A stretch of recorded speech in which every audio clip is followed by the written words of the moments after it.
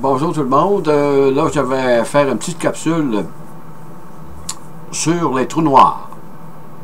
Ceci, c'est une autre conséquence de la théorie de la relativité générale d'Albert Einstein. En effet, la théorie de la relativité générale d'Albert prévoyait qu'il devait exister des trous noirs dans l'univers, dans les galaxies, un peu partout dans l'univers. Et ceci s'est confirmé maintenant. Mais un trou noir, on ne peut pas le voir. Il nous est impossible de le voir, le trou noir, parce que c'est un immense masse de matière, une étoile qui s'est effondrée sur elle-même. Et la gravité est tellement forte, la force gravitationnelle qui nous tient sur ma chaise actuellement, là, elle devient tellement forte que même la lumière ne peut s'échapper d'un trou noir. C'est pourquoi on peut pas le voir, le trou noir. Voyez-vous, j'avais ici, là, si vous voyez le treillis de l'espace-temps, là, vous voyez que les masses courbent l'espace. Les grosses masses. Ben, les petites masses aussi, mais les grosses, c'est plus évident parce qu'on peut déterminer que les rayons lumineux courbent. Et ça devient tellement courbe, ça devient tellement le treillis de l'espace-temps devient tellement court qu'il englobe la planète. Autrement dit, le treillis fait le tour comme ça. Donc, la lumière qu'il y a dedans, tout ce qu'elle fait, elle voyage dans le trou noir, mais elle ne peut pas sortir.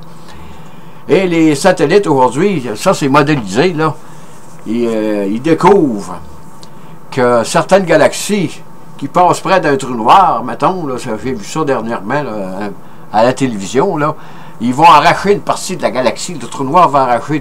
Il y a peut-être des centaines de milliers d'étoiles qui vont s'engouffrer dans le trou noir et ils vont devenir partie intégrante du trou noir.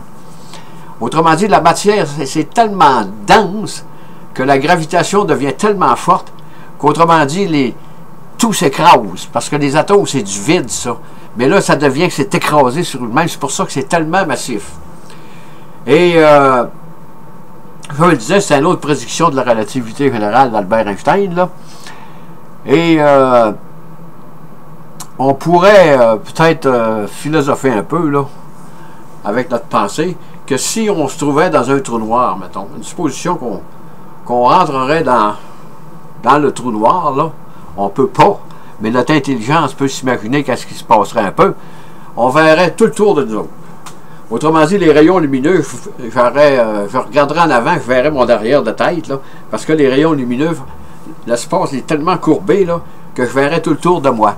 Autrement dit, c'est peut-être de faire une anecdote, l'expression « il y a des yeux tout le tour de la tête ».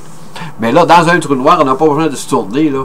On verrait, l'espace est tellement courbe que je verrais mon derrière de tête. Imaginez-vous un pareil système. Il y a de quoi devenir fou. Sur ce, je vous dis bonne écoute, merci et à la prochaine.